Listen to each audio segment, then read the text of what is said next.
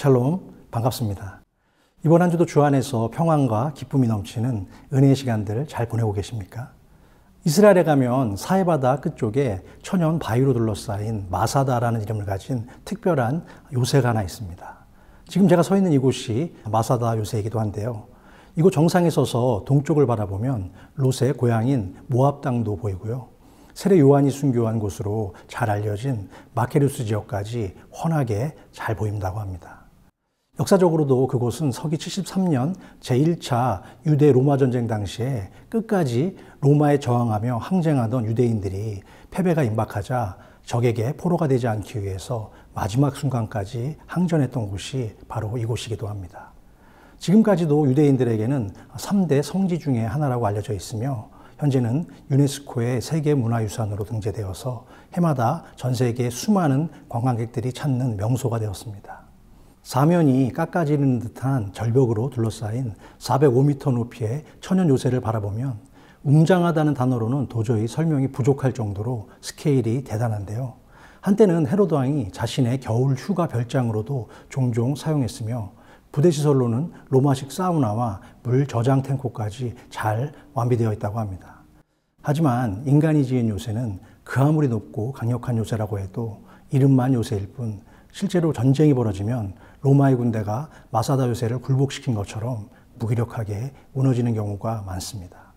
반면에 우리의 피난처이자 산성이신 주님과 함께라면 이야기는 전혀 달라지죠. 이 세상 어느 곳에서도 주님을 정복할 능력을 가진 자는 존재하지 않으며 십자가 보혈의 능력으로 우리의 모든 죄를 사하시고 또한 죄와 사망에서 우리를 구원하실 유일한 분도 오직 예수 그리스도 한 분밖에 없기 때문입니다.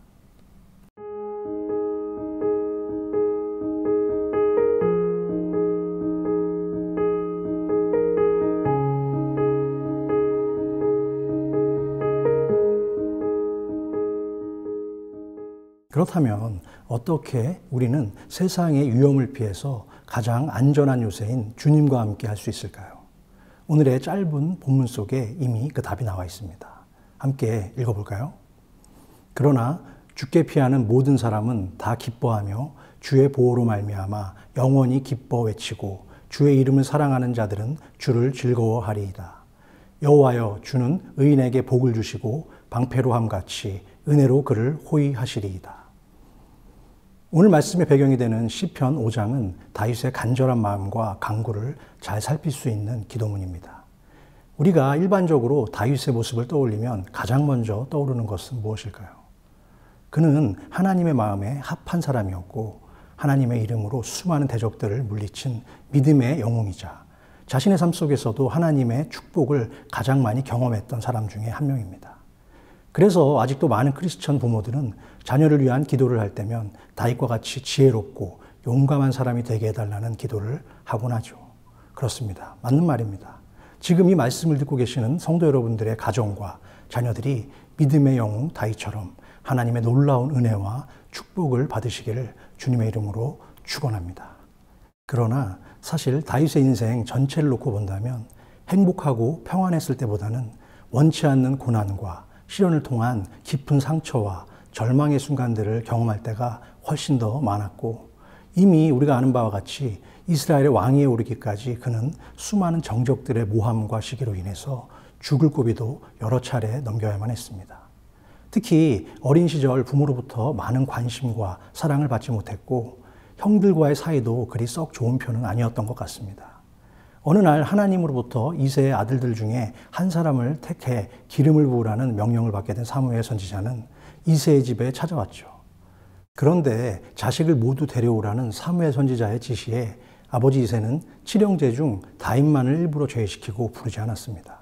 훗날 다윗은 자신의 시편에서 부모는 나를 버렸을지라도 여호와께서는 나를 버리지 아니하셨다라는 고백을 통해서 우리는 다윗이 어린 시절 가정에서조차 소외받았다는 사실을 알 수 있습니다. 그러던 어느 날 블레셋과의 전쟁이 시작됐고 전쟁에 나간 아들들의 안부가 너무나 궁금했던 아버지 이새는 막내 아들 다윗을 불러서 전쟁터까지 면회를 보내게 됩니다. 생사가 오가는 전쟁터에서 그리운 동생들을 만났으면 일단은 반가워해야 하는 것이 인지상정인데도 불구하고 다윗의 형들은 하나님과 이스라엘을 비웃는 골리앗을 보고 의분에 찬 다윗에게 너가 지금 싸움 구경하러 여기까지 왔냐며 놀리고 비아냥거리기까지 했죠. 어쩌면 다윗은 가장 신뢰와 사랑을 받아야 할 가정에서부터 힘들고 어려운 고난과 광야의 시간들을 보내야 했지만 그럴수록 그는 더욱 간절한 심정으로 하나님만을 신뢰하고 의지했습니다. 그런 고난과 훈련의 시간들을 통해서 다윗의 믿음은 계속 성장했고 자신이 겪은 모든 경험들이 결국 하나님의 은혜임을 깨닫게 되었죠. 바로 이것이 다윗이 가진 가장 큰 장점입니다. 만일 다윗이 윤택한 가정에서 부모의 사랑을 듬뿍 받고 형들에게도 귀여움만 받았다면 어려운 일을 당할 때마다 그가 진심으로 하나님을 신뢰하며 의지할 수 있었을까요? 이 말씀은 어쩌면 오늘을 살아가는 이 땅의 모든 성도들에게도 동일하게 적용되는 말씀이라고 저는 믿습니다. 지금 저와 여러분이 이 세상에 살면서 가장 잘 나가거나 아니면 살면서 힘든 일을 한 번도 당하지 않았다면 과연 지금처럼 하나님을 섬기며 겸손하게 믿음의 삶을 이어갈 수 있었을까요? 물론 그럴 가능성도 있을 수는 있지만 결코 쉽지만은 않을 거라 생각합니다. 왜 그럴까요? 우리의 약점은 일이 좀 잘 풀릴 때는 하늘을 찌를 듯이 목에 기부스가 들어가고 반대로 상황이 힘들어지거나 악화되면 사람을 원망하고 하나님을 등지며 떠나려고 하는 교만이 있기 때문입니다. 그러나 다윗은 자신의 환경이 좋았을 때는 물론이고 궁지에 몰렸을 때도 언제나 변함없이 하나님께 아뢰며 다가섰습니다. 시편에서 다윗의 기도를 들어보면 그에게는 원수들이 정말 많이 있었음을 확인할 수 있죠. 여호와여, 원수들 때문에 부르짖는 나의 탄식 소리를 들어주소서. 내 하나님이여, 내가 주께 기도하오니 저 원수들을 정죄하사 자기 꾀에 빠지게 하시고 저들을 나에게서 쫓아내 주소서.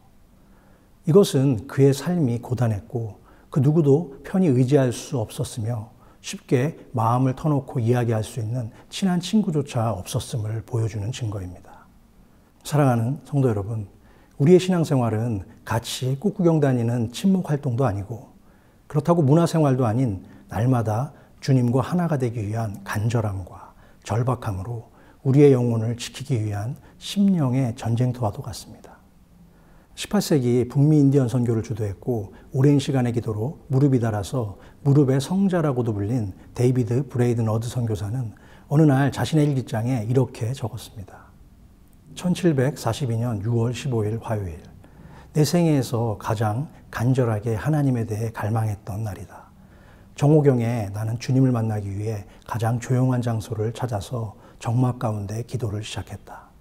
주님, 평생의 제 소원은 생명이 다하는 마지막 순간까지 오직 주님 한 분만을 갈망하며 당신으로 인해 거룩함을 받는 것입니다. 저에게 그런 마음을 주실 수 있는 분도 예수 그리스도 한 분밖에는 없습니다. 브레이든 어드의 저 성숙한 믿음의 고백처럼 우리의 보물이 천국에 있을 때 우리의 마음도 저 천국을 바라보며 사모할 것입니다. 날마다 성화의 과정 속에 있는 참된 그리스도인들이라면 믿음의 시간이 점점 더할수록 천국의 거룩함에 대한 간절함보다 더 소중한 것은 없는 줄로 믿습니다. 하나님이여, 사슴이 시냇물을 찾기에 갈급함같이 내 영혼이 주를 찾기에 갈급하나이다. 우리가 하나님을 아버지라고 부른다는 것은 아버지로 만족하며 아버지면 다 되는 것입니다. 전능하신 아버지에게는 불가능이 없고 아버지와 함께 있는 곳이라면 걱정이 없기 때문이겠죠. 가끔 아버지가 매를 들고 야단을 치더라도 그것은 자식을 정말 미워해서가 아니라 아끼고 사랑하기에 그런다는 것을 알기에 혼이 나면서도 끝까지 아버지 곁을 떠나지 않는 것처럼 다윗도 아버지만 곁에 있다면 내가 어디에 있든지 어떤 형편에 처하든지 감사하고 기뻐하며 살았던 것입니다. 현재 저와 여러분들의 삶은 어떠합니까? 주 안에서 온전히 감사와 기쁨의 삶을 경험하고 누리며 살아가고 계십니까? 아무리 힘든 상황에서도 아버지를 향한 변치 않는 신뢰와 믿음을 갖고 계십니까? 오늘 다윗의 기도에서 우리가 한 가지 사실을 더 살펴볼 것이 있는데요. 그것은 어떠한 원수들의 공격 속에서도 주의 처소로 피하는 자에게는 안전하게 피할 처소와 기쁨까지도 덤으로 주신다는 사실입니다. 본문 11절 말씀입니다. 그러나 주께 피하는 모든 사람은 다 기뻐하며 주의 보호로 말미암아 영원히 기뻐 외치고 주의 이름을 사랑하는 자들은 주를 즐거워하리이다. 다윗은 극심한 고통이 다가올수록 주의 길을 찾기 원했고 또한 주님의 이름을 사랑하게 해달라는 간구를 드렸습니다. 우리는 어려움을 만날 때 그 문제에서만 벗어나게 해달라고 간구할 때가 많죠. 다윗과 같이 당장 내 앞의 문제보다는 주의 길로 인도해달라는 기도를 먼저 하기가 정말 쉽지 않은 것 같습니다. 그것은 우리의 본성이 부패하고 이기적이라서 당장 눈앞의 어려운 문제만 해결되길 바라는 근시안적인 생각에서 벗어나지 못하기 때문입니다. 그러나 어떻게 그 문제가 해결되더라도 또 다른 문제가 우리를 기다리고 있다는 사실을 기억해야 합니다. 우리의 실력과 능력으로는 우리 앞에 덤벼드는 수많은 원수들을 막을 재간도 감당할 힘도 없기 때문이죠.